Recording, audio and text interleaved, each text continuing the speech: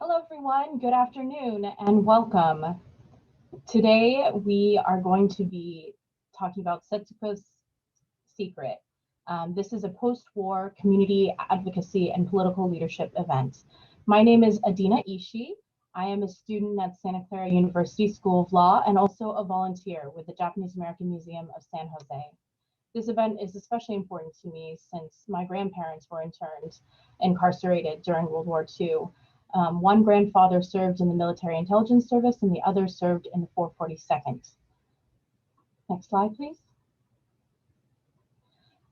Today, as I mentioned, we are discussing post-war community advocacy and political leadership. We have an amazing panel today, and I'm very excited to introduce them to you. Next. Today's event is presented by the Heart Mountain Wyoming Foundation. Formed in 1996, the Heart Mountain Wyoming Foundation is a 501c3 nonprofit. Its mission is to preserve what remains of the World War II Japanese American confinement site in Park County, Wyoming, to tell the stories of the more than 14,000 people unjustly incarcerated at the site. Heart Mountain Interpretive Center is an award-winning world-class museum dedicated to teaching the story to future generations.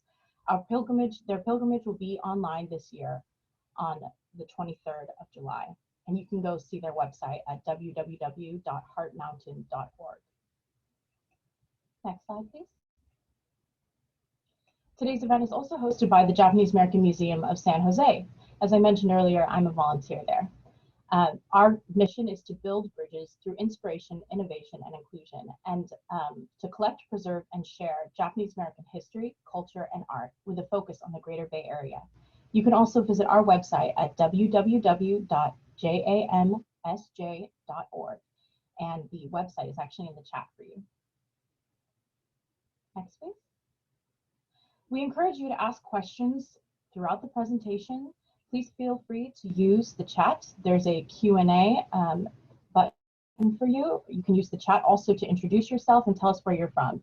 Since this is a community event, we really want to make sure that folks get to sort of know each other and see who's here. And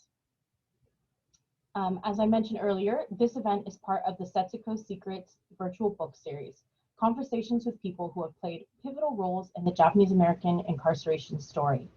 Today we'll hear civic leaders from the Sansei generation as they talk about what it was like growing up post-war, the activism of their generation, the redress movement, our current political challenges, and where we go from here. Now, to kick off the event, here is the Setsuko Secret book trailer.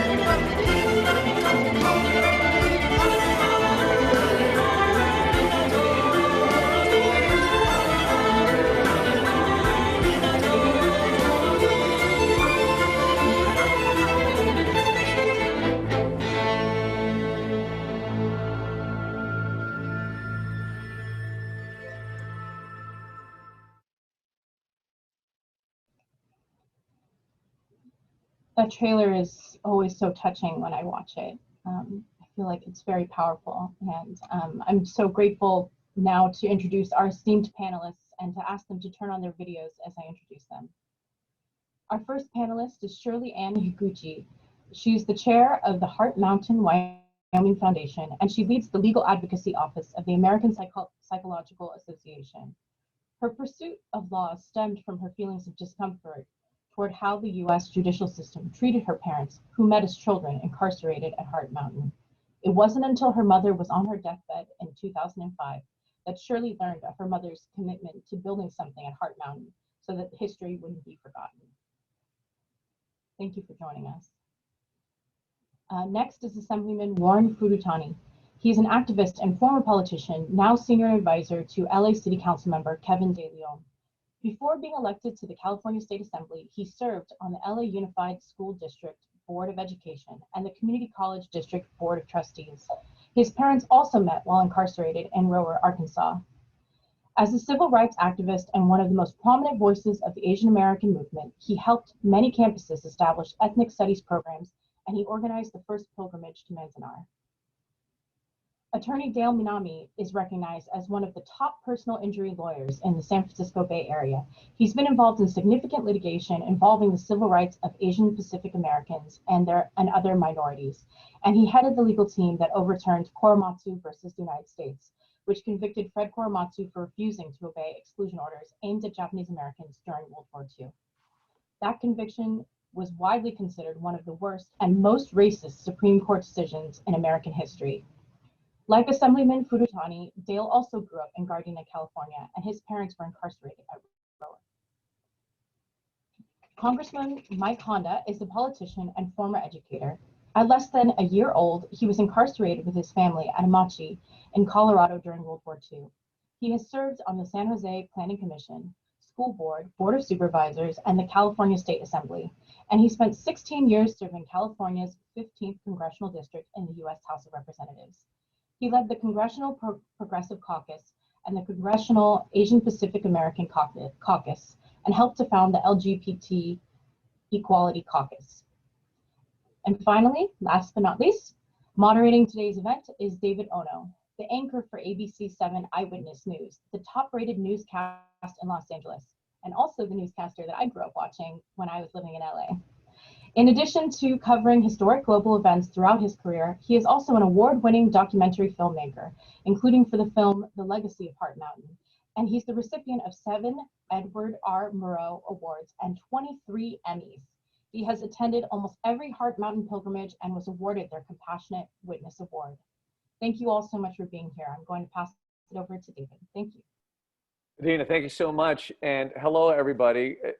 You know, I love hearing people like Adena who say, I grew up watching you. So it kind of goes to show you how long you've been around. Usually they say my parents grew up watching you. So it's always a pleasure. And I have to say, when I was approached about this panel and I saw who was on it, I thought this is unprecedented. This is an amazing opportunity to talk to some true legends within our community, but not just our community, but American history. And you're going to learn so much. They have so much to say. And we'll be bringing in another legend a little bit later on in the show, and that would be Secretary Norman Mineta, who was, adored across the country, but especially in San Jose, his hometown. And he has such a foothold in that community. And he's going to be joining us a little bit later on with some thoughts that are vitally important. But it's great to see everybody. I will say that we will be talking about Setsuko's secret, and I know we're gonna splinter off and talk about a lot of other things when it comes to what's going on in the world today and in relation to what happened 75 years ago. But I will tell you, as a personal testament, this is a fantastic book, and this is a chapter in history that I have studied for decades now, and I learned so much. Still, the research that Shirley did, the people in it, some of whom are with us today. Fascinating lives, and these are stories that we all should know more thoroughly, all of us as Americans. So Shirley, congratulations, first of all, on this book. It's fantastic. Real quick reminder before I throw you the first question. Everybody out there, you're welcome to ask some questions. Just a reminder, throw us your questions. We're going to get to that in the last half hour of this program. And also for our panelists, you guys are fantastic and have fantastic stories, but can you keep your answers very short so we can cover as much ground as possible? But we still are so proud to be able to hear from all of you. Shirley, this book, the broadest of questions, why did you write it, and how did you get so much information packed into this book? Well, that's a very complicated question. I'll try my best to answer it quickly. It really all starts on my mother's deathbed. And basically, Setsuko's secret is that she really never talked about her commitment to Heart Mountain and dreaming of something being built there. We all know that Nisei have been the quiet Americans, haven't talked about their experience of incarceration, and she was one of them. So after her death, I took her position on the board. I was sworn in as chair in 2008. And at that moment, when I was meeting a lot of the Nisei and the incarcerees there, I realized that this is something that I needed to document. It was history in the making.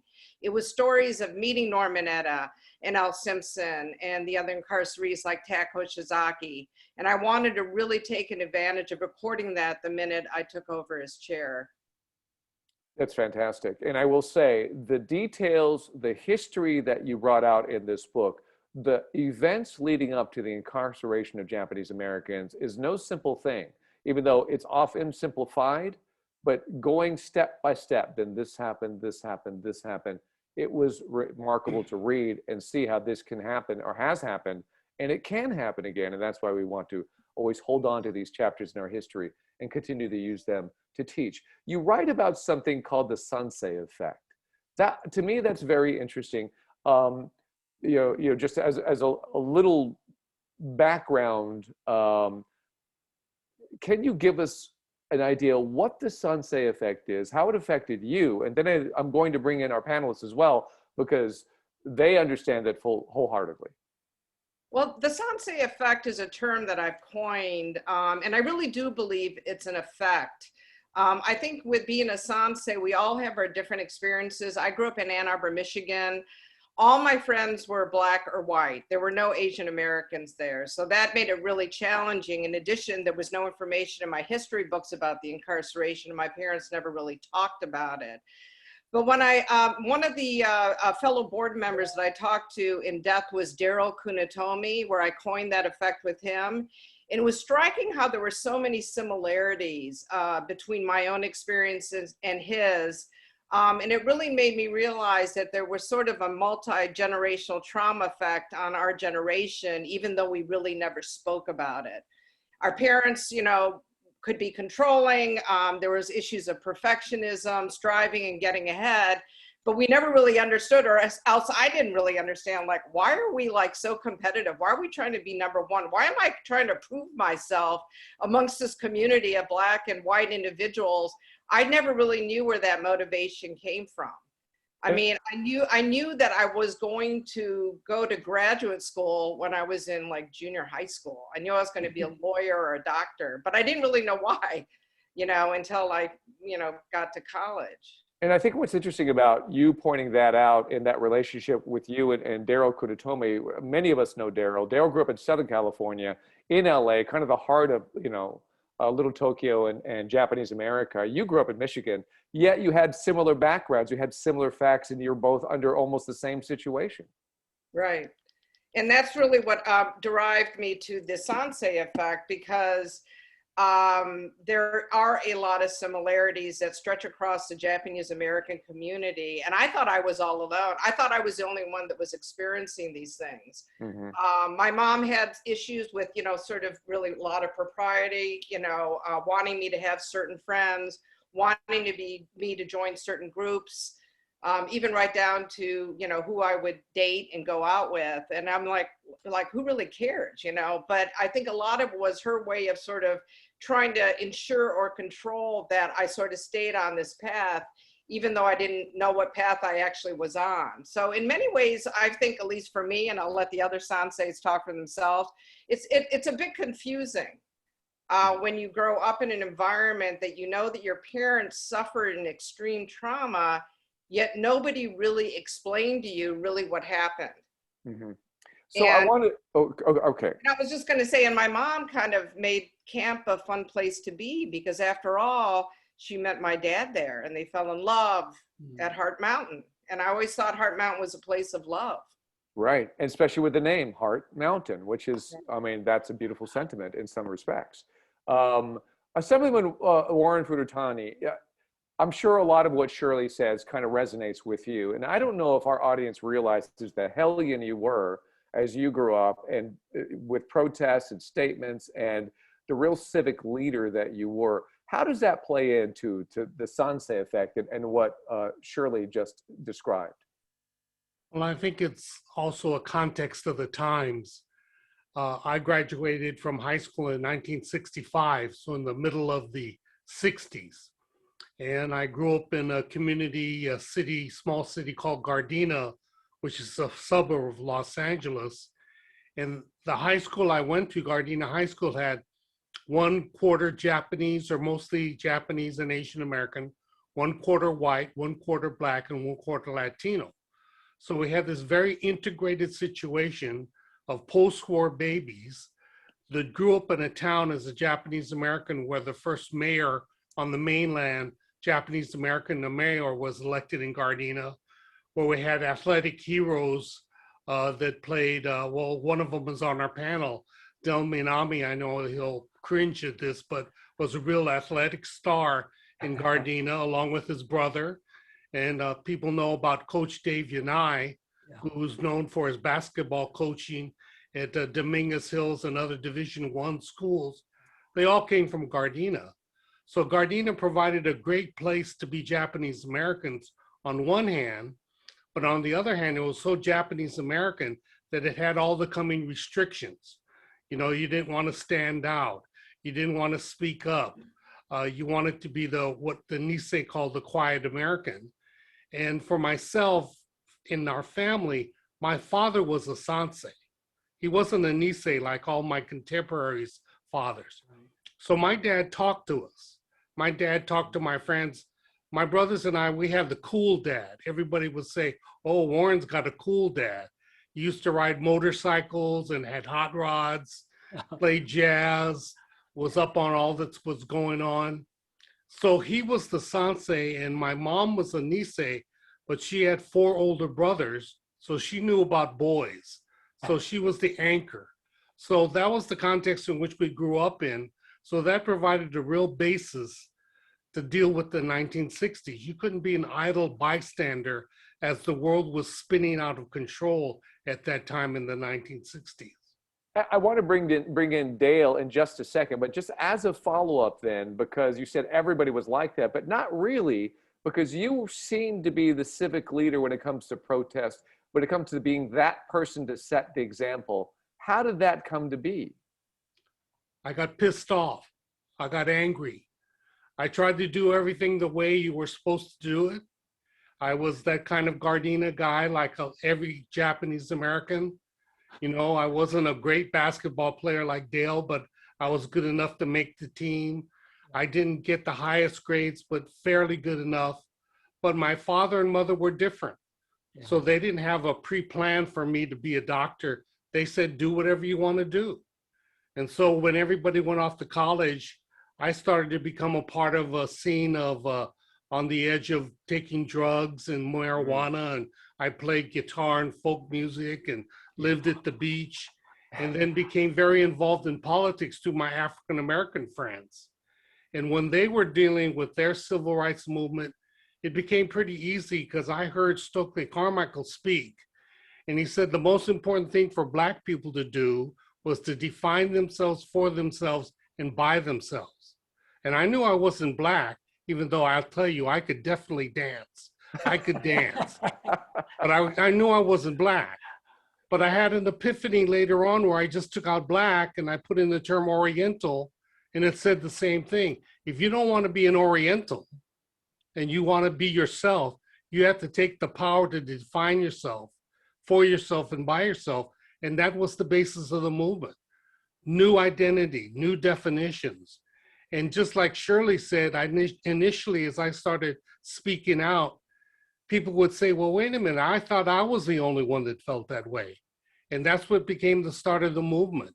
It's a recognition that we had a common experience as Japanese Americans and as Asian Americans, because as Asian Americans, immigration was cut off so that if you were a Chinese, Japanese, Korean, Filipino, you were Asian American, because we didn't have a lot of immigration coming in from our mother countries at that time until 1965, we reopened immigration. So that's why it was Asian American. It was also a philosophical, political belief that we would be stronger as rather than as separate fingers on a hand. If we joined together in a clenched fist, that would give us a power. Wow, that is a fantastic message that is so relevant to today as well. So Dale, the stud that you were, and I could tell just by your personality every time I've met with you, you're that aggressive, go-getter kind of guy. I'm not surprised that you are a great athlete, but you grew up in Gardena as well. You saw this. You were in the same environment. What did Mr. Furutani just say that resonates with you in your life, and how, and were there differences? Yes, I think what Shirley said too is we grew up very much trying to be white, and we didn't promote Japanese culture. My brother and I got kicked out of Japanese school after 2 weeks to play baseball, which is kind of a metaphor. And but they, in the back of my heart, somewhere locked away, was a sense that there was something wrong. The secret that you're talking about, Shirley, that my folks were incarcerated, and yet, we just saw pictures of, quote, camps. And then when I started watching TV and watched the civil rights movement ignite America and ignite the imagination of Asian Americans, I started to feel some type of some sympathy or empathy for them, and I wasn't sure why. They were just protesting, and people were blowing them away with water cannons and sicking dogs on them. And I have to say, I met Warren playing basketball, of all places, just about. And he had a great influence on my life, because he didn't just become a politician all of a sudden. He evolved into that position. And I remember him organizing the first mass demonstration, or they called it Sinsip. It's picnic spelled backwards. Oh. Japanese Americans got together, and we started to explore the idea of identity. That was 1967. And so I had to move on, and I couldn't stay under the cultish spell of Warren Furutani forever. So I went to Berkeley in law school. And like Warren says, in 1968, in the middle of the 60s, everything seemed to explode, and especially in Berkeley, where I was. The civil rights movement, the anti-war protests, the counterculture movement. And so, we were brought into a whole world of third world strikes and what we thought were chaos, but it was a statement by our generation. And it's our statement of our generation writing its own history. So that influenced me a lot. And Gardena, which is exactly what Warren described, it was very confining. And I really wanted to leave to the farthest place I could get culturally and politically. And that was Berkeley.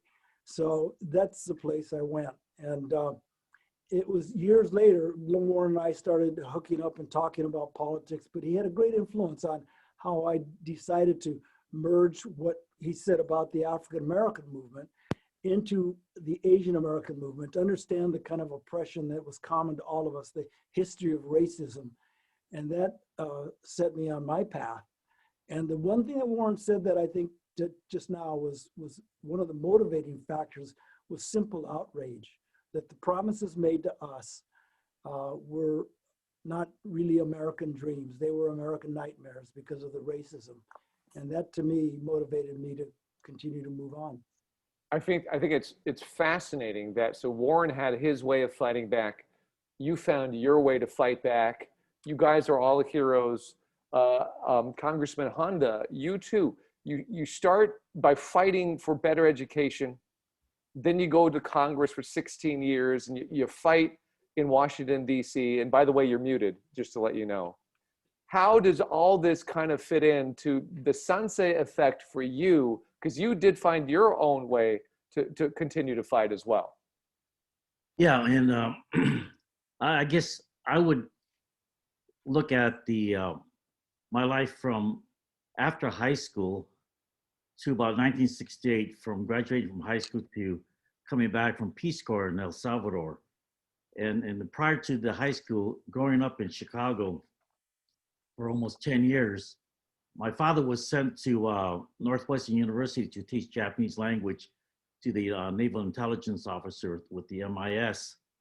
And unlike other Niseis, my father used to tell me the things that happened in camp, and he would describe the camp in ways that I would understand. And he would say, you know, if we were there for our security, national security, he would raise a question, even back then, so why are we behind the barbed wires and why are the machine gun nests pointed in at us?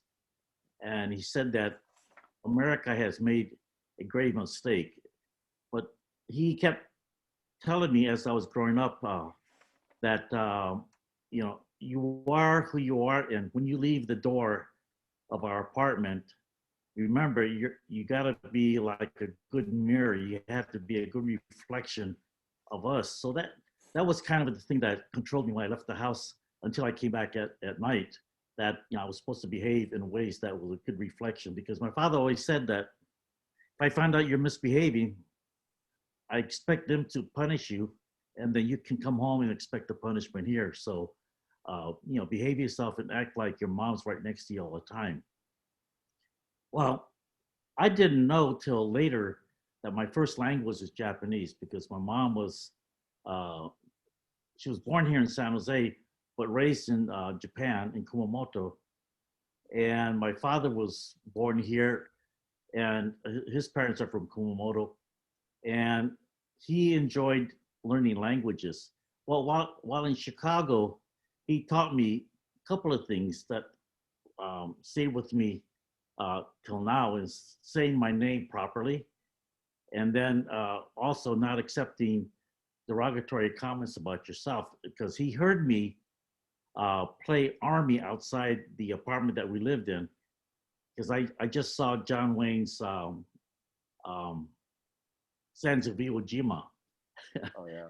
And I learned one phrase that stuck with me, and I used that when I was playing war.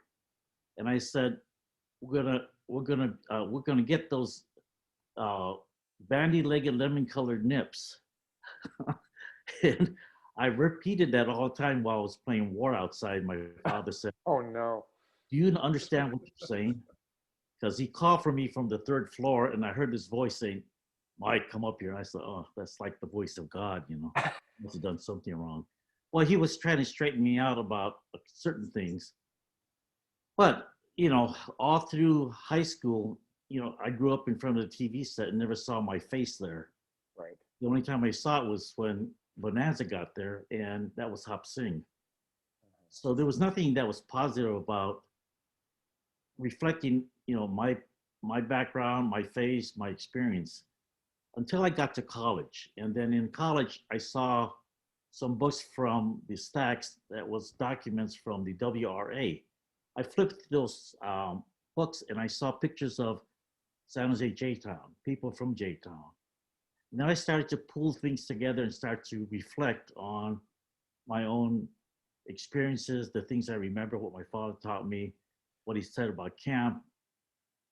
And I started to understand that my lack of self-esteem was that there was nothing out there reinforcing who I was other than what my family did. And so I started to work on picking and choosing characteristics from other folks, like from Norm and from Dale and from Warren and from other folks that I wanted to be able to embody. And when I came back from Peace Corps, I had an attitude of that the government does lie to us and that we have to change things. And about that time, the mantra was, if you're not part of the problem, you got to be part of the solution. Or if you're not part of the solution, you're part of the problem. And so my style started to be getting involved in the institutions to change within the institutions, and trying to see what I can learn and make some changes within the structure. So as a teacher, I just wanted to make sure that the kids, especially kids who were non-white and who had language difficulties, that they got a fair break or at least an attention, and an understanding that I didn't want them to go through the same things I did. But I wasn't able to perfect it until years later. And so working in the system taught me that we have to try to make those changes, and you got to have the steel to be able to do that. And that's why watching Norm, making sure that certain things did happen, in spite of the fact there's a lot of the popular movement was contrary to what he was promoting, like diversity, inclusion in city council, being able to make sure that his experience was shared with other people, and his experience became part and part of policy that he was involved with. And thus he became a leader in the formation of the HR 442, and working with Dale and the rest of the folks, you know, after 10 years in Congress, finally passed the HR 442, which was only an apology and a recognition of misstep by the government. But we still need to do more in terms of how to avoid the constant rhetoric of gathering people up who are different, who are immigrants, and incarcerating them for one reason or another. So, Mike, I just want to clarify, your parents also met in camp, didn't they? No. Oh, they didn't? I thought, no, okay, clarify. No, my father met my mother in Kumamoto, because oh, okay. he was in town. The town folks knew that my mom was born in San Jose and my father was from California. Ah. Therefore, they should meet. Well, they got together, and when I saw my father and mother's picture in the 1930s, she was a knockout. And he wasn't too bad to look at either, but you know, then they continued the relationship in California when they both came back. Oh, okay. That's it. I wanted to clarify because I think that's interesting about Shirley's parents meeting in camp. Did any panelists, did any of your parents meet in camp like Shirley's did? No. My parents met in camp. Oh, you did. Maybe I was thinking of you then. Was that Rower or which camp was it? In Rower. Okay. Yeah. So they were in Arkansas. So so similarity there as well.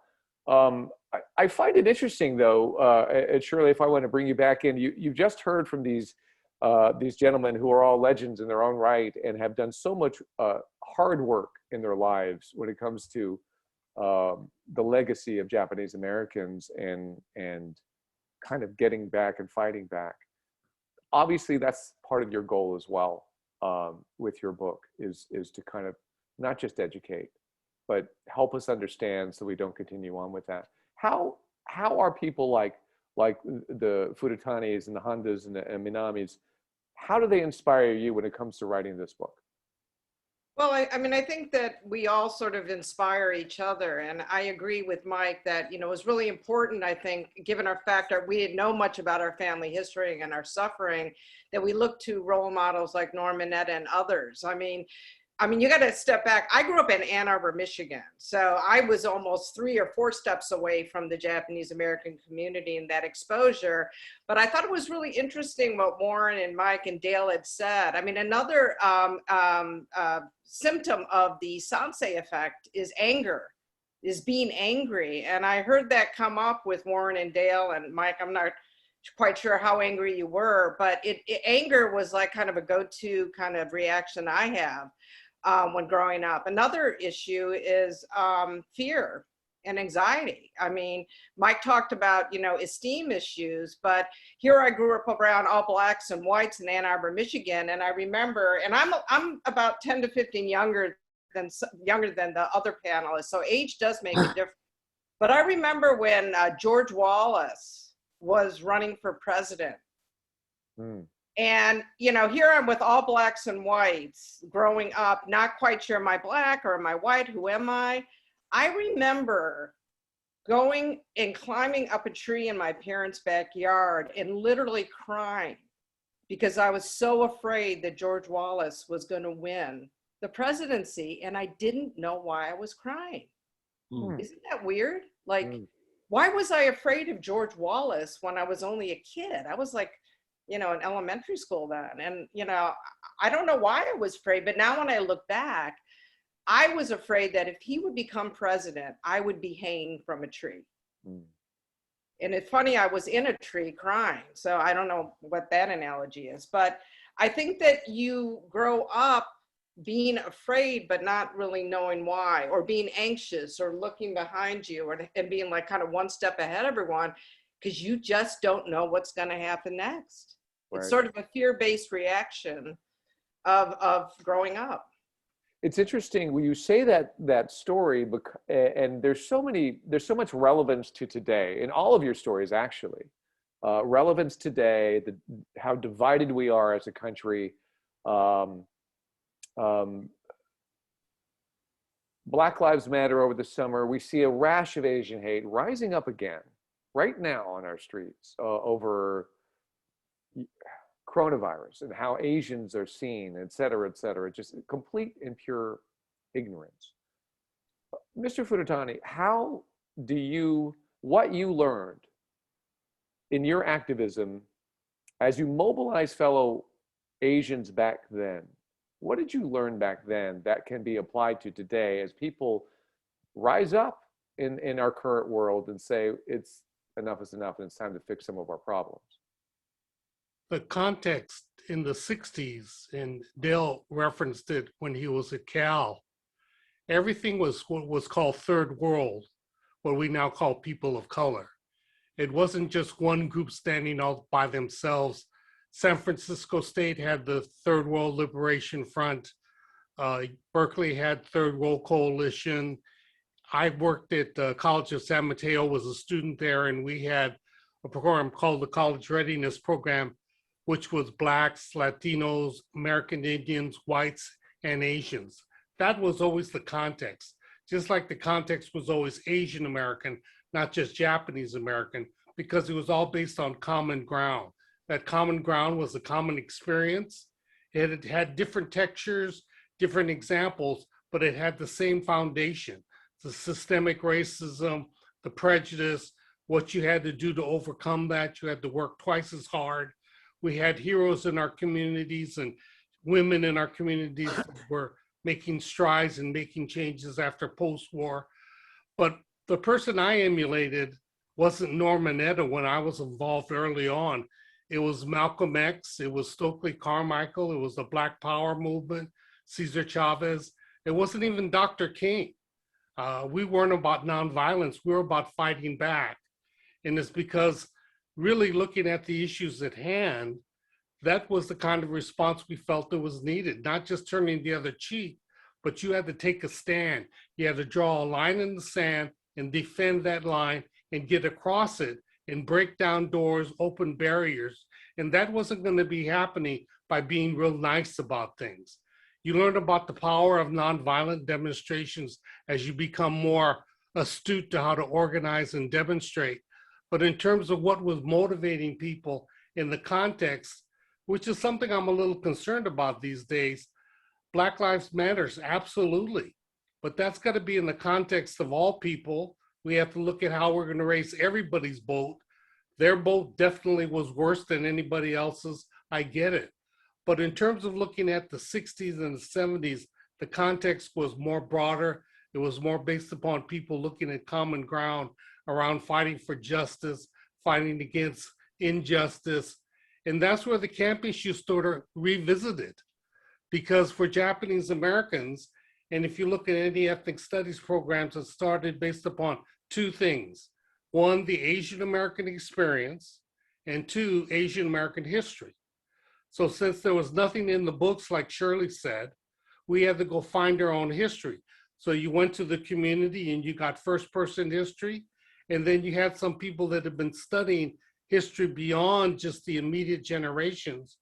And one of the things that just stuck up like a red flag was the camp.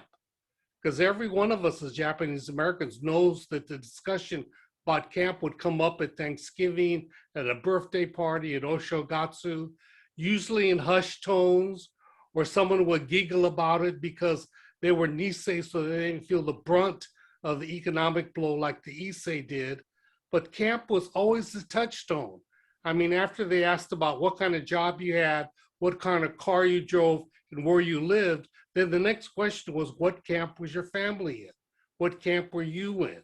And then if they could identify the camp, then they would ask, what block were you in? And then did you know so-and-so? So it's been a constant point of a touchstone, as it were, for our community.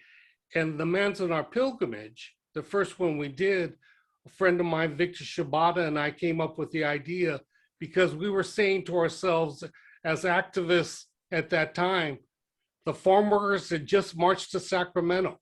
That was galvanizing the farm workers movement. There was the Poor People's March in Washington, D.C.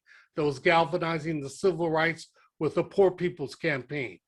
Asians got to march somewhere. That was what Victor and I were saying.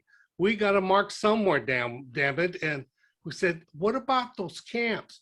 So our first idea was we were going to march from Los Angeles to Manzanar. And then, of course, we got out a map and said, well, maybe not that far. So we said, let's go to the edge of LA County. We'll march from there. No, that's too far. So Victor and I went up there. We got some basic landmarks from some people that would say, there's this big green building. You drive by it when you go up to June Lake to go fishing for trout. So the Japanese American knew that route for sure. And we followed that basic descriptions and found the camp. And then the galvanizing of this issue around the pilgrimage was sort of the first real manifestation. There was talk, it was referenced. We had people like Yuri Wada and others, Nisei, they were speaking out loud about it.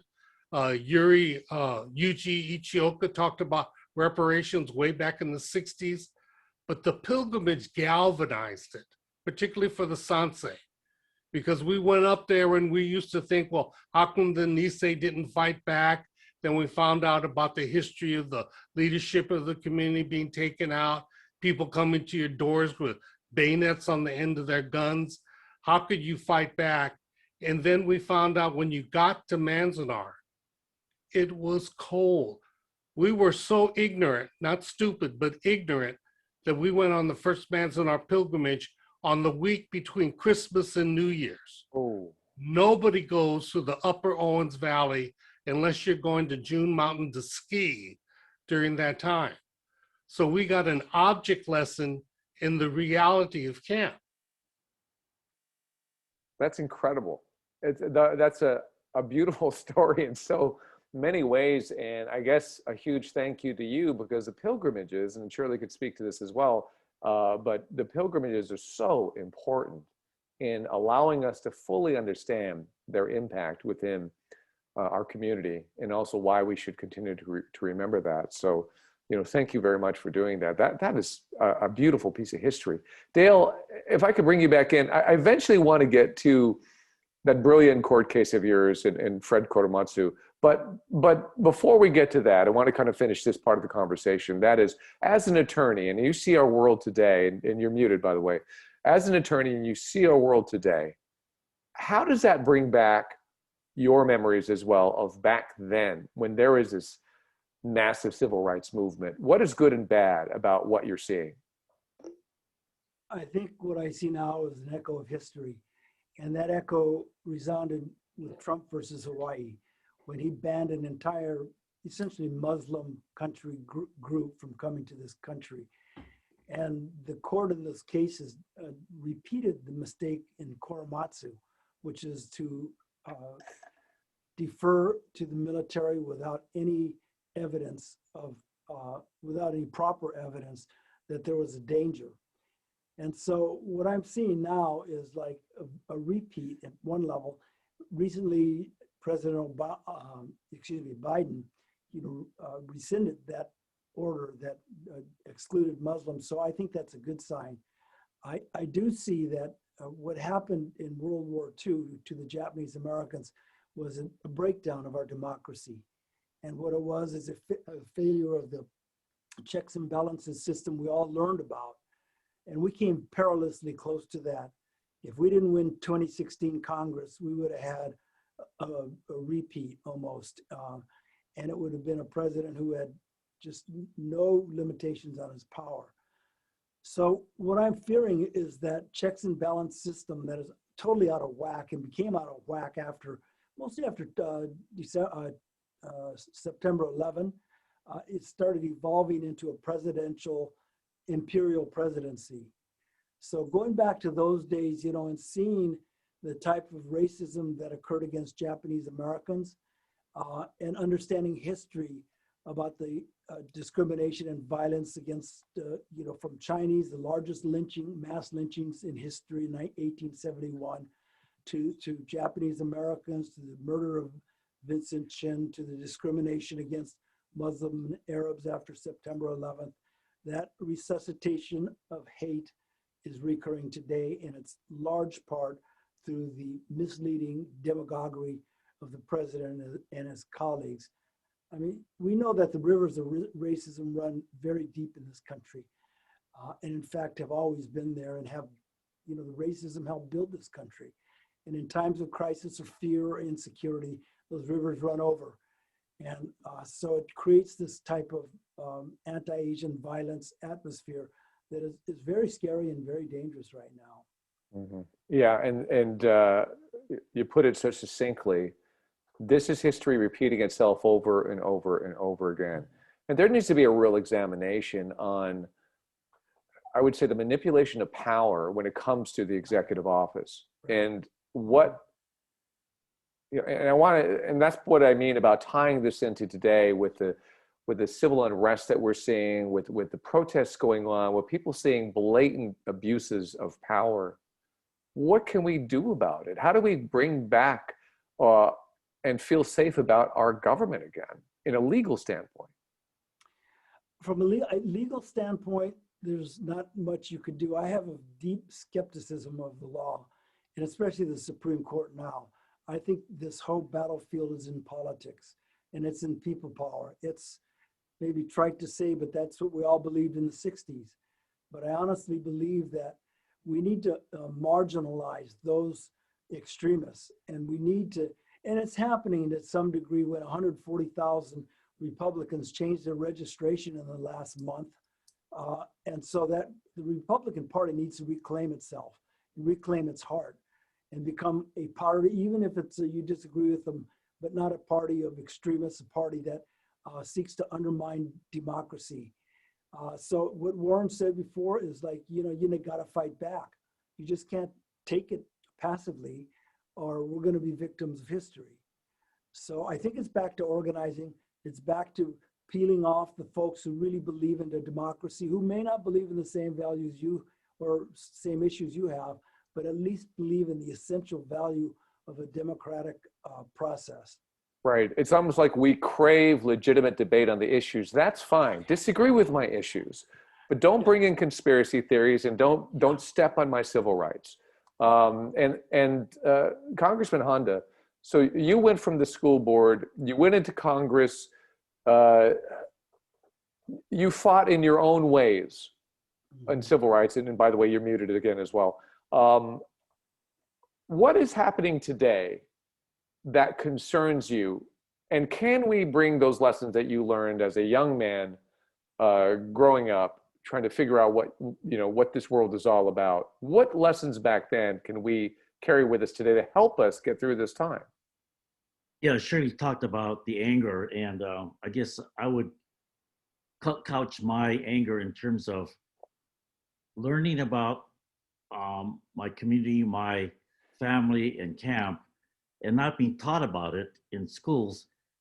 The issue for me was I really felt cheated in time and the kinds of things that could have been taught along with other things or integrated with other things. So that's what motivated me to be a teacher. But what's going on now and then was, one is the lack of knowledge.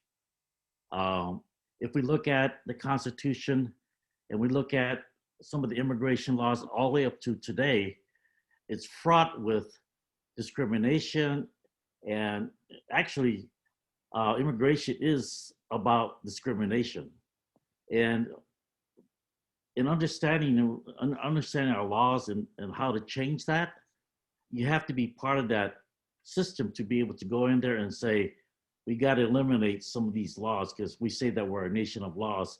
Well, that's horsepucky, because, you know, we have laws that are unconstitutional, but legal. But legal. We have laws that are immoral, but it's legal. And so we have to be able to determine how to, you know, just glean out these kinds of laws and eliminate them so that it doesn't become a basis for a lot of other nonsense that these politicians do. The other thing is we don't have a core principle of ethics and morality in terms of it being tied to the Constitution. And if we don't have that kind of a center, then, you know, we're gonna be lost in terms of being able to make decisions on policy or initiating a movement and things like that. So I think the lack of information, being ignorant, and now with 442 passed, that information is out there. So anybody that talks about internment is stupid.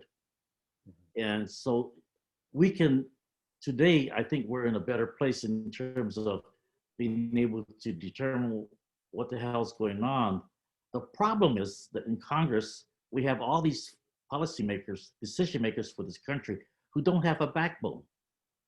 You know, they don't have a backbone. And it doesn't matter what party you're in.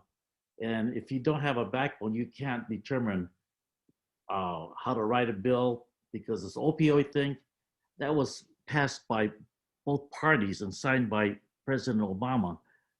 And we got duped in it because they the pharmaceuticals figured out how to put people into the process and write that bill and get it passed. So we have to be more astute, more knowledgeable, and be able to determine right from wrong, constitutional and unconstitutional, and be able to sustain that kind of thing on a daily basis in our behavior, in our policy making, so that, you know, our kids don't have to be, and newcomers don't have to be subject to the kind of racism that's really embedded in our system and the way we do things. Yeah. God, we are flying through this. We only have a few more minutes before we open up to audience questions, and we're also going to hear from Secretary Mineta. But so I'm going to have some very pointed questions for each one of you for one more round. But Shirley, the whole pilgrimage thing came up, and I find that really fascinating from what Mr. Furutani told us about creating that Manzanar pilgrimage.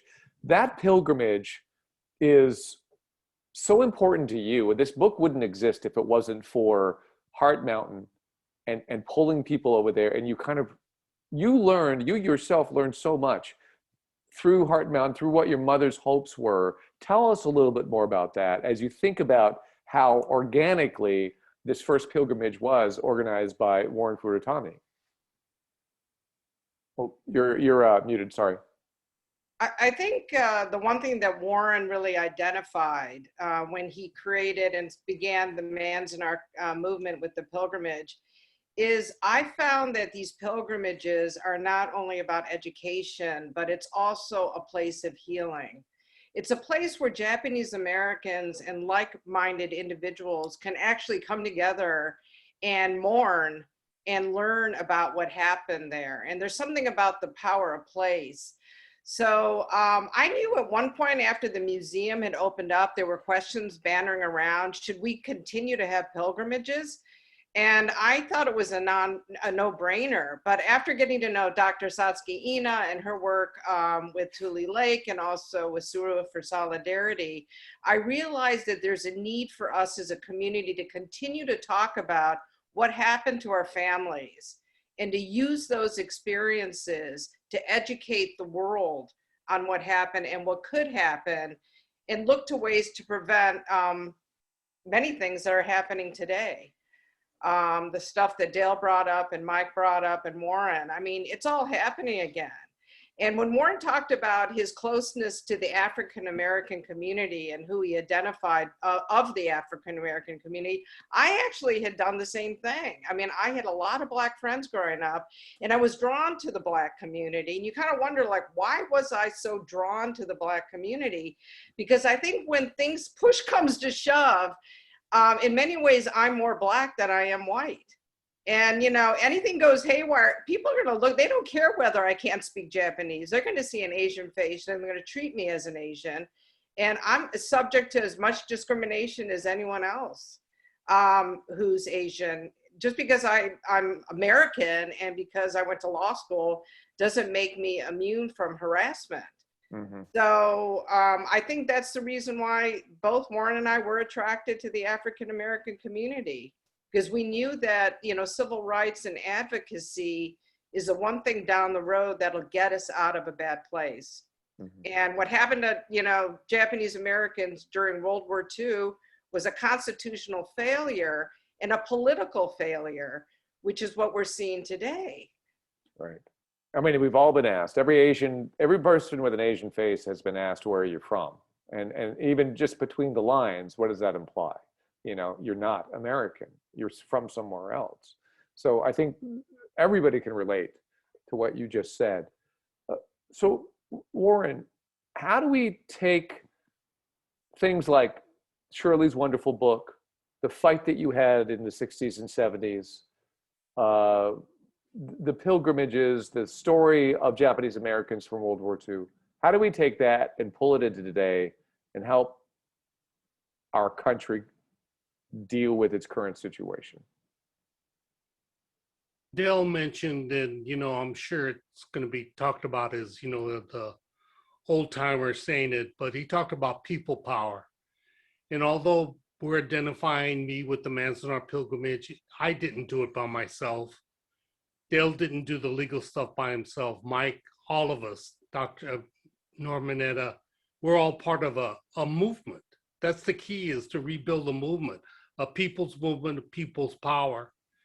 And that the issue of the camps for me and the pilgrimage, I wanted to call it the Manzanar March. And then Victor and I were saying, oh, that don't quite sound right. It sounds like a song that Philip Sousa would write. Or Victor came up with the term pilgrimage. Pilgrimage, the going back, the revisiting, the touchstone, what Shirley said, the re-examining,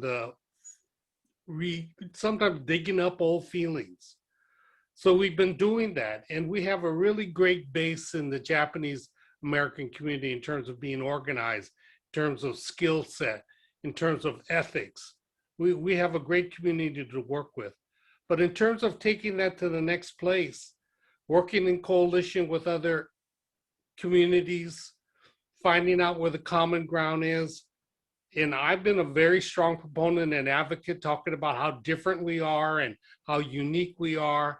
Maybe we need to turn around and find out and reestablish that common ground.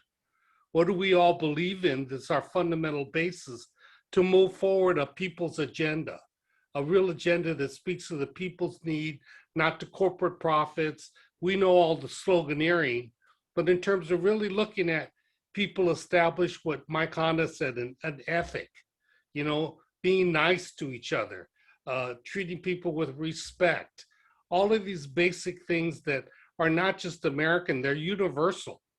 And this is the kind of world that we want for the future, rather than an abusive one where we're abusing the environment, abusing other people, et cetera, et cetera. So that's how it seems to come around to me. I'm a senior fellow at UCLA's Luskin School of Public Affairs, and I work with graduate students. I am so heartened by these young people coming out of UCLA, their spirit, their sense of purpose, how they view the world. I'm really enthusiastic about the younger generations, the new ideas, the new technologies. I mean, all of us are old organizers. We're used to smelling ditto fluid and getting high when we made our leaflets on the ditto machine. But now the technology available relative to communication. But another thing, and I really appreciate you, David, for being such an asset and resource to the community. It's like taking all of these resources, putting them together to develop a real agenda for change, a real agenda that's positive, taking our communities and really fulfilling to our fullest potential. That's what the American dream is about. and making sure that as we fight for our own community, we're fighting for everybody else's as well. That's beautiful. Thank you, Warren. I really appreciate that. We all appreciate all you've done too.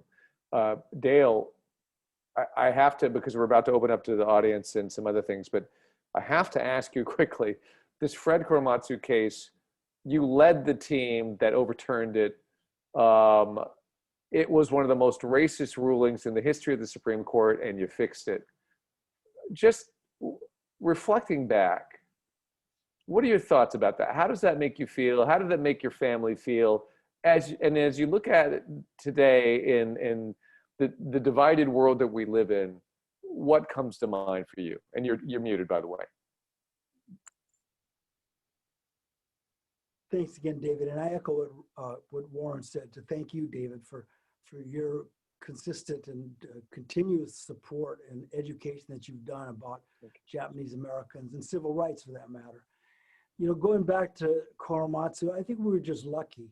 We were lucky we found great evidence by Warren's mother-in-law, Aiko Yoshinaga Herzog, and Peter Irons. And it was the right time to do what we were doing, because once we found the evidence that showed that the government absolutely lied to the Supreme Court by saying that Japanese Americans were disloyal, they were guilty of espionage, what turned out to be total lies that were admitted by the attorneys for the government, even in writing. So we had a good case, and bringing those cases brought us full circle, and full circle because of all the hurdles our parents had to go through to get us an education and let us go to law school. And then we could turn around and use legal skills to help them, to vindicate them, to rehabilitate their political heritage. So that was one of the most satisfying parts of it. We also got to retry history, and that's such a rare thing, to be able to teach this country what the true facts were, and that the government had, in fact, lied about the Japanese Americans. And finally, we got to, revalidate or validate these three brave men who stood up and challenged the government when no one else was. They were too old, too young, too sick, too scared, and they were able to do this a second time. So that was terrifically gratifying. We kind of didn't realize what we did. We thought our work was finished. And then the Persian Gulf War occurred, then September 11th. And unfortunately, Korematsu became relevant again. Relevant in the sense of what is the power of the government during a time of national security. And we saw that again in Trump versus Hawaii. So what we won is a small victory in a way, it was big then, turned out to be just another one. Because in the end, the Supreme Court deferred to the president. That's the danger, that the Supreme Court will not act as a check and balance, that it will not examine the motives, the extrajudicial statements of a president, and allow that president to then do great harm to the checks and balance system. So I'm ambivalent right now, and I'm hoping that, with new president and with the revitalized people's power, that we can actually accomplish some change. Yeah, I found myself on the anchor desk reading about your case when it comes to the travel ban, being very proud that I knew the key players in that case and what you were able to do. And it also, obviously, as you mentioned, it is starkly relevant to our world today. Can I just say one quick thing, David? And it'd be fast. I have to say that the interconnectedness that Warren speaks about is an interconnectedness that affected me greatly personally, because Warren was like my touchstone. He had been my North Star in terms of politics just throughout the years. And the fact that he stayed the course and continued to fight for social justice was an inspiration to me. And the same is true of Mike Honda, to see what he was doing in Congress, and also Norm Mineta, who's still here today fighting a good fight. These are people that inspired me to continue to do what I'm doing. And finally, it's seeing these young folks who organize this to stand up and correct all of the mistakes that we probably made, and to see that we have a chance for a better world because we have an activist young folks who are fighting for social justice too. That is very heartening to me. That's great. That's a great point. And you didn't make mistakes. They just have to carry on the fight and go to the next level. We really appreciate that. Mr. Honda, I don't want to throw you a wrench, but I think this is one of the key parts of what's wrong with America, and that is ignorance. I mean, it's already been brought up here. What we teach, how we teach people, we don't teach this in our classrooms. We don't teach a lot of the lessons about systemic racism in our classrooms.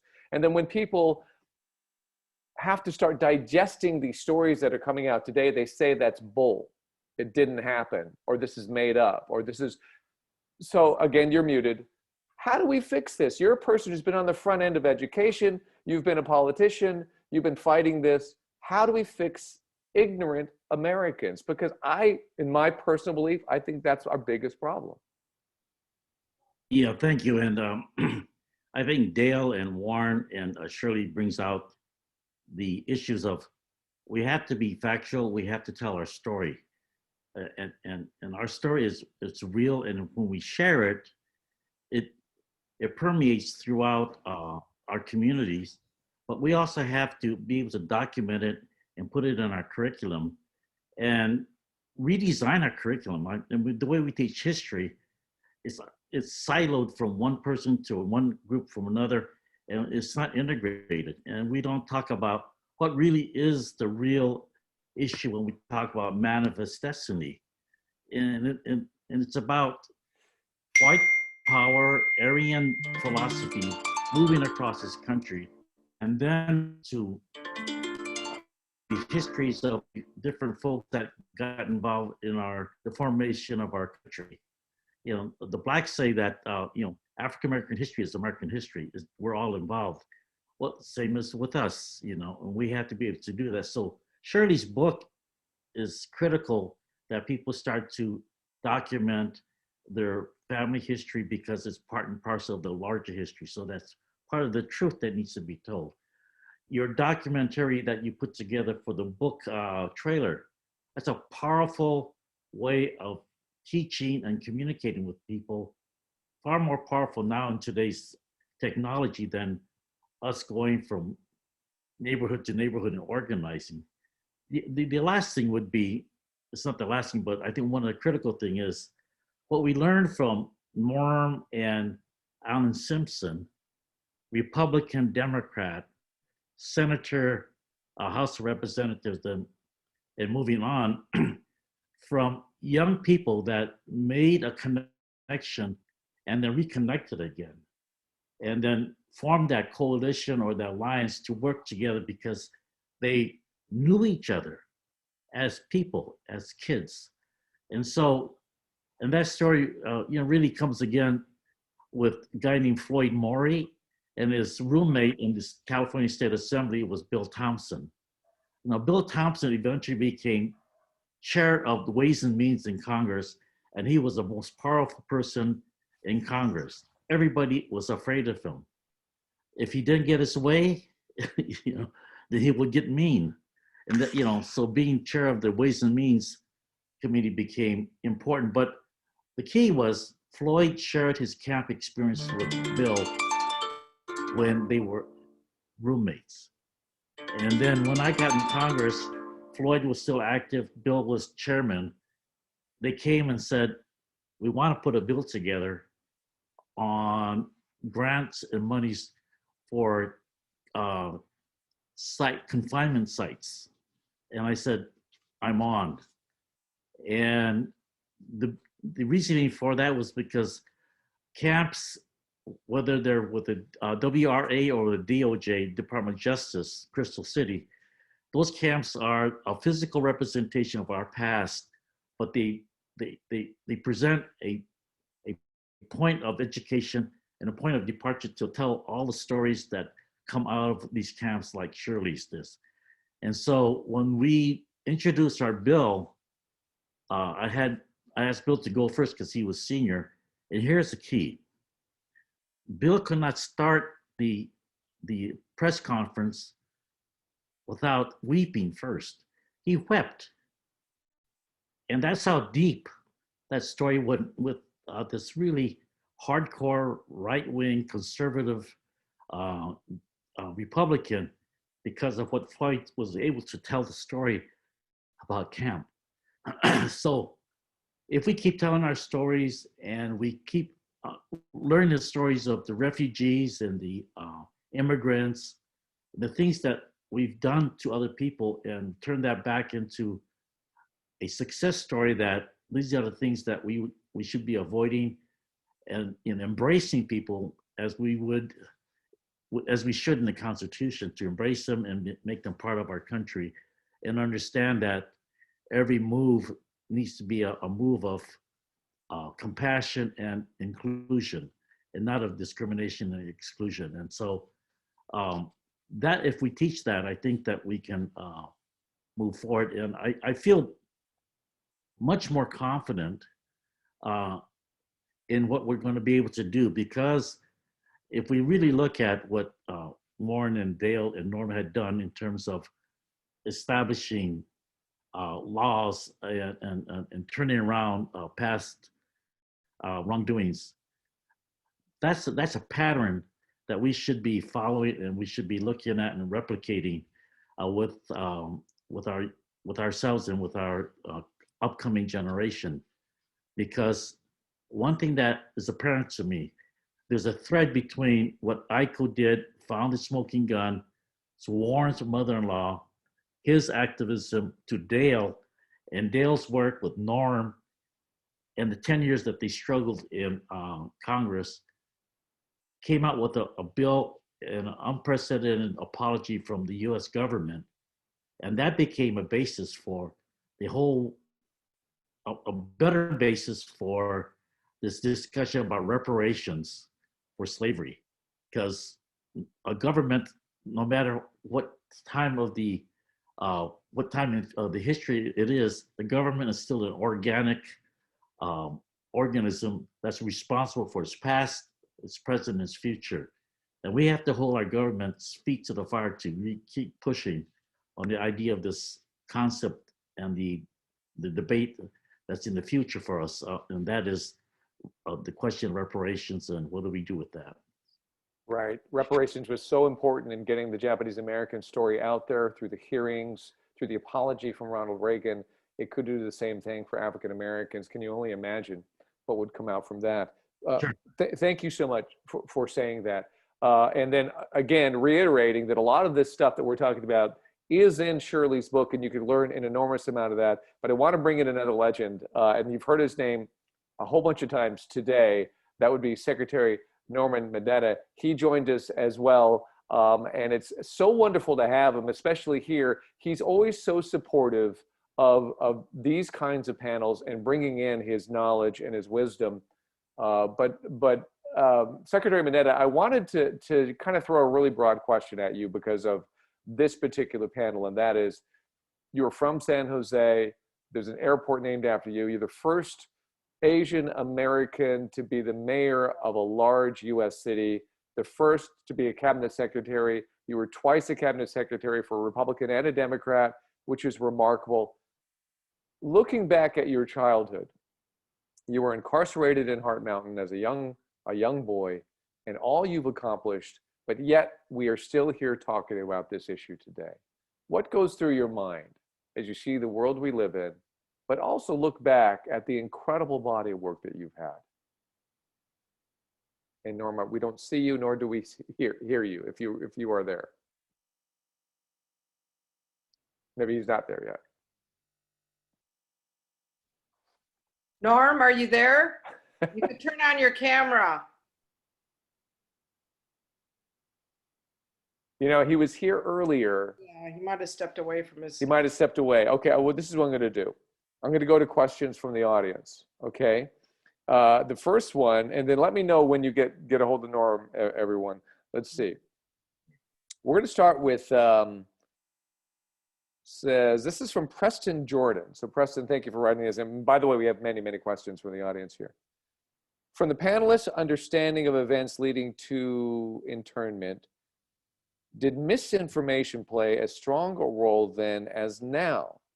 If so, what were the means and modes of disinformation in the U.S. then versus now? It's a good question and a complex one. But does anyone want to handle that question about misinformation back then compared to our world today?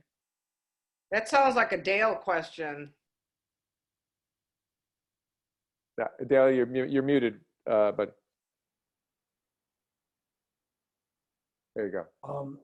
Yeah, it's actually one of the parallels, because the misinformation about Japanese Americans is a danger, Japanese Americans is a threat, was widely circulated by major columnists in this country. And so the same misinformation about Muslims, about Arabs, that happened today, and the kind of information about the fraud on the elections, those are absolute misinformations that affected, in a sense, the course of history. I think the difference is that, the information was spread and circulated in different ways. This time, it was through the social media more so. And the lies were just as big, but because of the breadth of the social media, we saw far more lies that were repeated and shared. And it was a lot easier to spread lies, which is done. It was done just like the Hitler theory, the big lie. You tell the lie enough and people are going to start to believe it. So I think absolutely misinformation were central to the election of Trump and to the incarceration of Japanese Americans. And I see Norm back in here, so I don't want to take any of his time either. Great. Well, it's great. Thank you for handling that question, Dale. We appreciate that. And Secretary Mineta, welcome. It's a real honor to have you. We've had a vibrant discussion about the old days as well as today's world as well. And you being a native son of San Jose, I would love to hear your thoughts of how you've gone from being a little boy taken away to incarceration, and then still finding a way to get to the very top of government and make a huge difference. What are your thoughts on that? Well, without a doubt, December 7 was a very,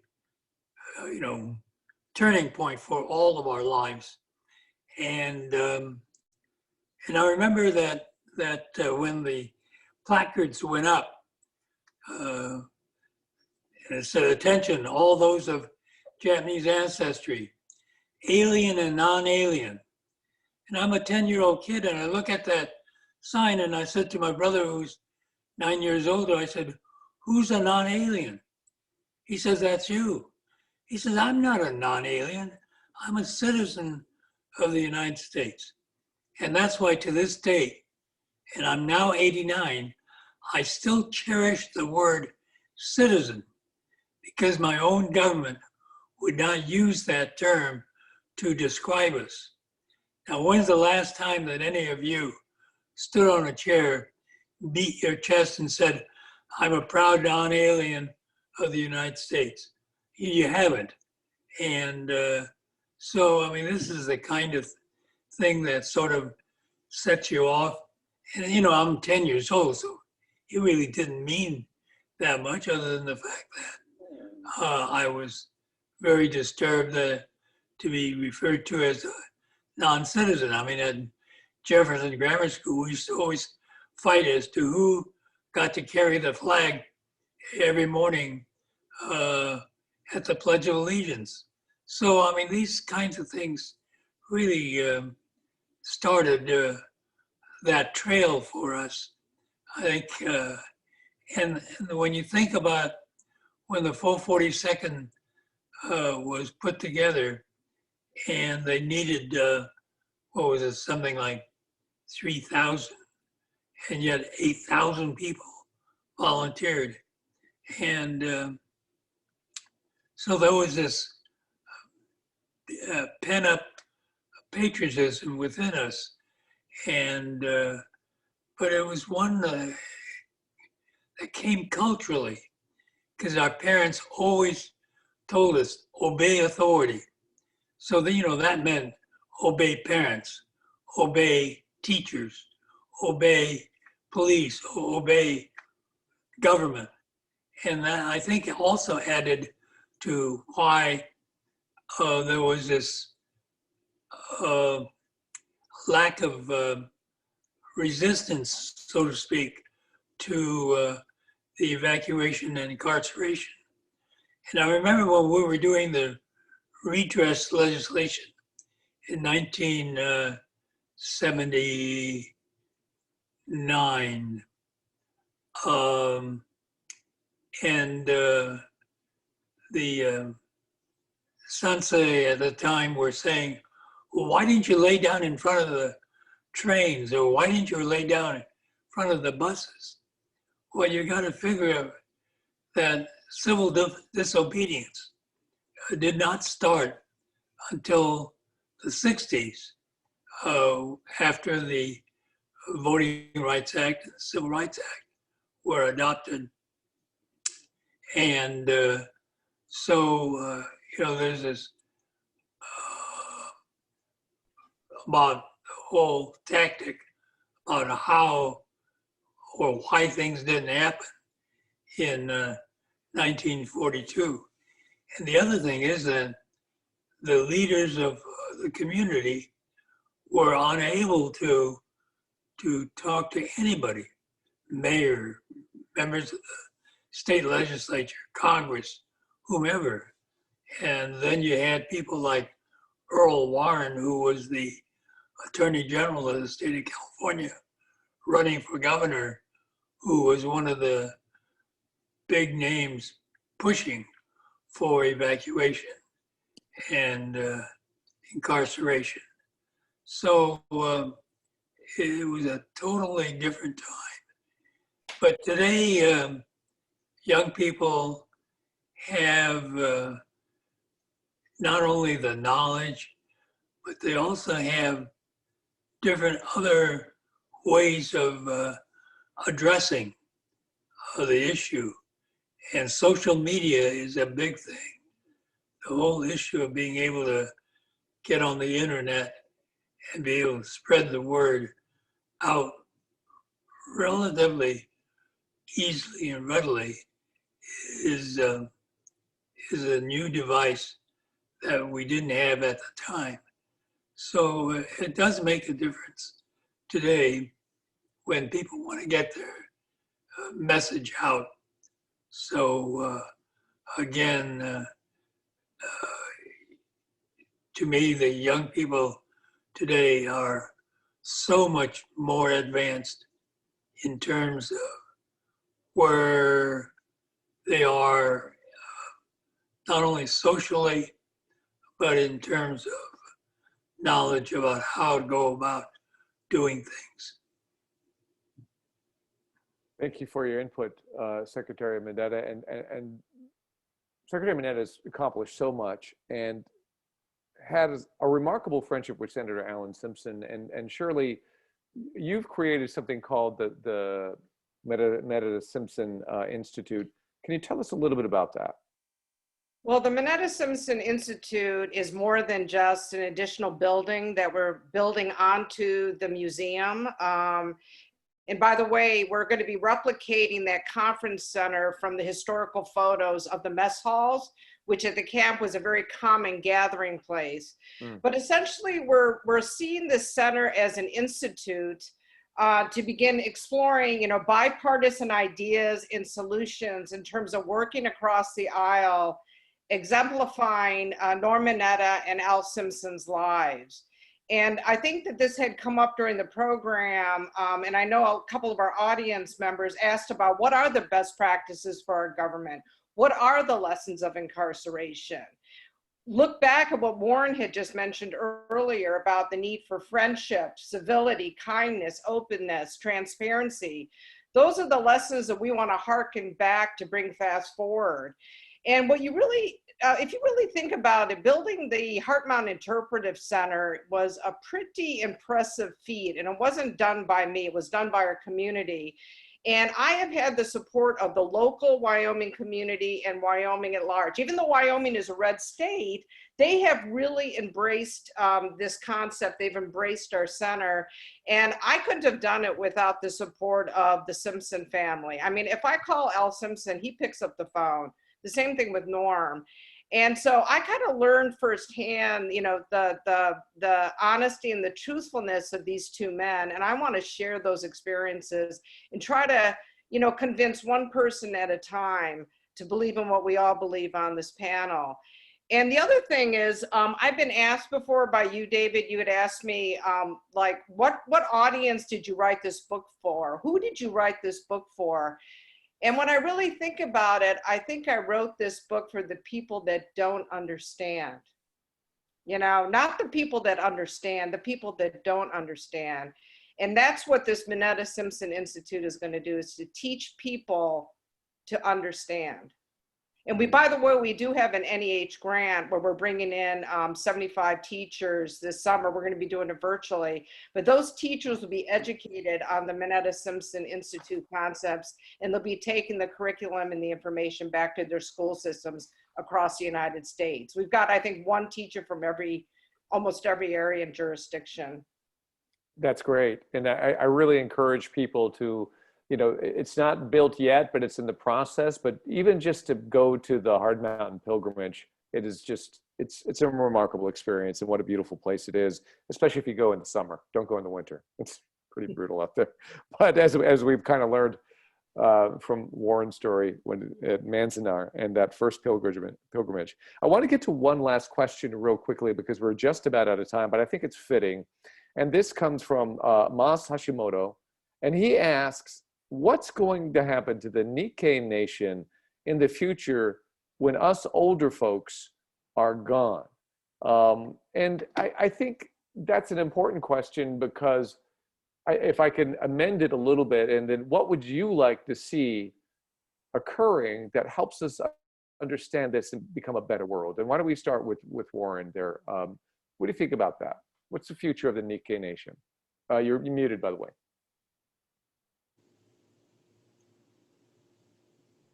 I think that's a really great question, because as we talk about camp, as we talk about the 442 Regimental Combat Team, these are cornerstones in our foundation as a community, as a American culture.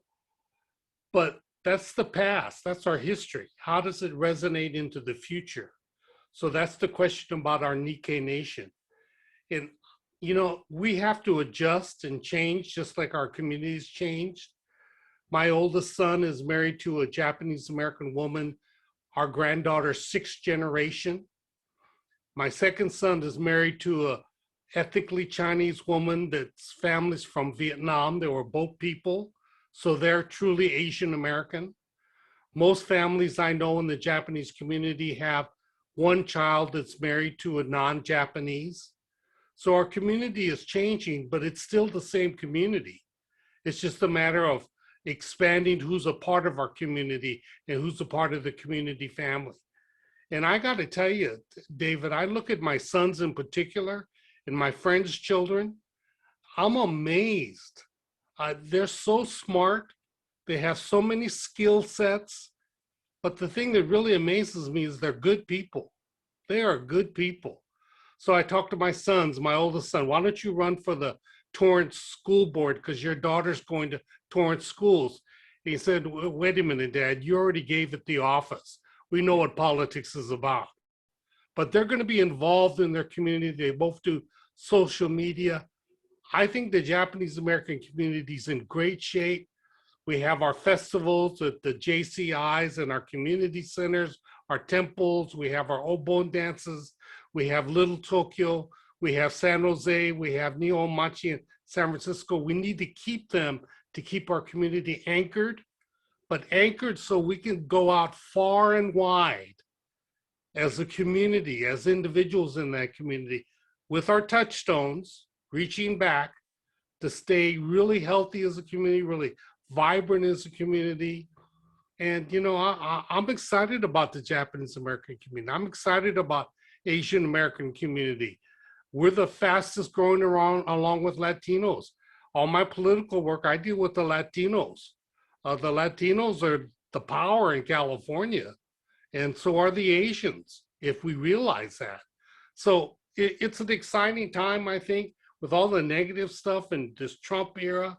I just wrote a column for the Rafu Shimpo, and I said, ex-president, as I wrote it in my column, and that just felt so good, ex-president.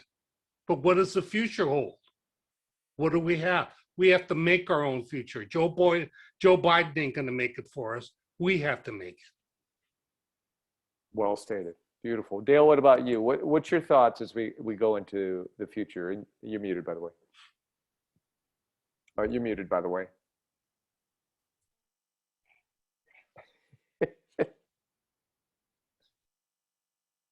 That idea I've been thinking about for a long time, because demographics have shown the outmarriage of Japanese Americans is over 50%. So what's happening is you're having less people of ethnic Japanese origin, and it says to me that what you have to do is expand the notion of what does it mean to be a, quote, Nikkei nation.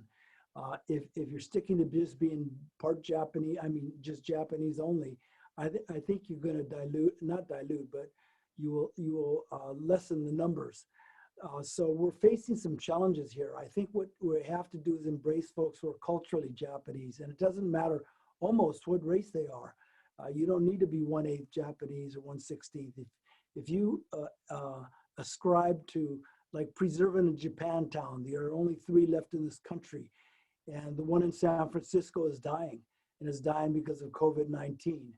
And so we don't know where the future is with that core geographic area that draws people together. So I'm a bit more pessimistic than Warren is.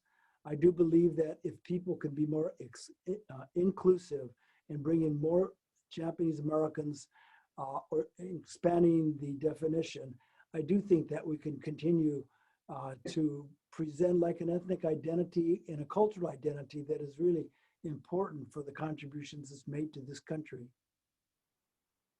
Beautifully stated too, and very important to save Japantown for sure.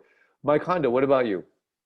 Yeah, I think that Japantown and all the camps, the kinds of things we're doing right now are important. But to the question of Nikkei Nation, now we could approach that question about in fear that we're going to be absorbed and disappear. But if we stick to our, the facts, and we teach our children who we are, where we came from, and what we're all about, then I think our story and our contributions will go from generation to generation. Because, my son, like Warren, my son married a Chinese ethnic who's fifth generation Indonesian. She doesn't speak Mandarin, Cantonese, but she speaks Chaozhou and Indonesian. My daughter married a gentleman that's half white and half Mexican. Well, I shouldn't say half white, I should a blended background of Latino or Mexican and white. So terminology into the future for at least the Nikkei nation is, I want us to be careful about how we use terminologies. And when our kids say, well, I'm half this and half that, and as a teacher, I used to ask, which half? Really, biologically, you're blended. And so, we become a blended Nikkei nation in the future. But the key is we take our story, we take our history, we take our heritage, and we blend that into the future, and we teach that forward. And the kind of expectation that we want for our nation is that kind of understanding, is that we learn the truth about who we are and our contributions. And you asked a question earlier about how did it happen in our camp? How did we happen to get into camp? It's because the media and technology was controlled by certain groups like. Oh, Muted. Mike, you're on mute. Oh, Yeah, there you go. Randall Hearst says it's my job to mold public opinion, and he did through yellow journalism. And yellow journalism initially didn't start with Asians. It started between Pulitzer and Randall and those newspapers who were trying to sell papers through what you call sensationalism and stereotypes of people on the East Coast. But it translated into anti-Chinese, anti-Asian, and finally it affected us. So we have to really be careful about the facts that are out there, be able to understand technology. And today's technology allows us to have real time, and distance doesn't make a difference if we keep telling the story and keep telling the facts, so that in spite of the fact that we had a president who didn't like his job and a president who kept talking about fake news, the fact remains that in the media, there were still people out there who wanted to keep telling the truth and keep looking for the facts. And as citizens, as a Nikkei nation moving forward, we have to keep teaching ourselves to look for the facts and be critical consumers of goods and information. And I think that that should be the future of our Nikkei nation, because immigration from Japan is not going to happen the way it has happened in other nations because of war and because of famine and because of climate change. So we just have to be able to understand who we are and hang on to that and teach that one generation to the next. Absolutely. Well said. Secretary Mineta, can you add to this conversation just really briefly? What do you see for the future of the Nikkei community? Well, I have a great deal of hope about the future because, again, the nature of technology and the nature of the education and the drive of young people is setting new contours. And sure, we have to look in the rearview mirror, but it's much more important that we keep a strong hand on the steering wheel and look to the future about where we're going. And so it is important that our young people understand this history, but not rely on it, because again, young people today weren't even born when 9/11 occurred. So again, today I have a great deal of faith and a great deal of hope for future generations, because they have the means and the knowledge and the drive to set that new course, not only for themselves, but for their families. So again, I just want to thank all of you for participating in today's session. Just really enlightening. And thanks for your past contributions to where we are today. Beautiful. Thank you, Secretary. And finally, Shirley, what do you see for the future? I think I'm generally optimistic, and I agree with all the panelists that there's a lot to be hopeful for, although there are a lot of challenges. I think for me, I think what's important is that we continue to write books, we continue to make movies and films, we continue to participate in the media, and we participate in communication. The reality is, if we don't communicate the information, people will not understand. And I'm hoping that we could do that with the Mineta Simpson Institute. We're getting a lot of traction. I also believe that we should collaborate and have exchange programs with Japan.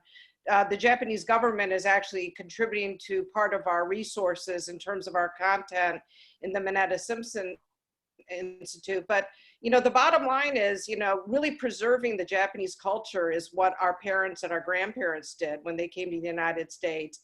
And I think that connection to Japan is very important to the Nikkei community. So I'd like to really continue that trajectory. Super important point. Shirley, it's been great. To all of our panelists, it's been a real honor to talk to you. We've learned so much, and we need to do a lot more of this and learn from the folks who have fought this fight for so long. It's been a real pleasure.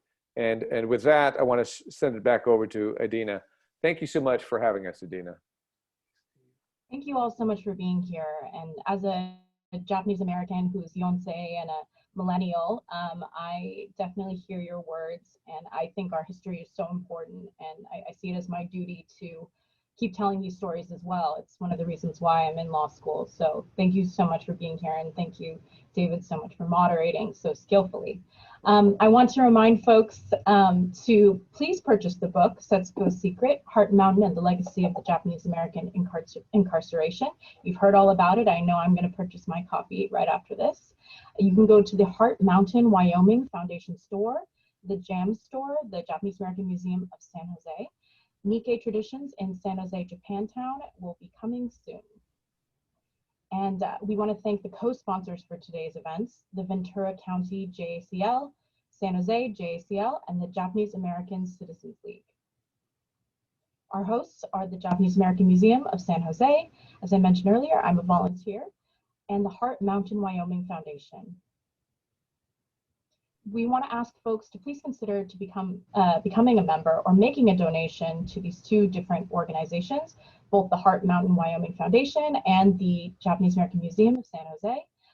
The links will actually be in the chat, so you can click right there directly. I'm a member of the Japanese American Museum of San Jose, and I find it very worthwhile. We hope you'll join us in that. Thank you again for participating and for being here. I know that there are folks from all over the country. I think it's especially important that folks outside of the Japanese American community are here as well, because we need to make sure the story is told outside of the community, and so that we can keep our history alive. Thank you all so much for being here.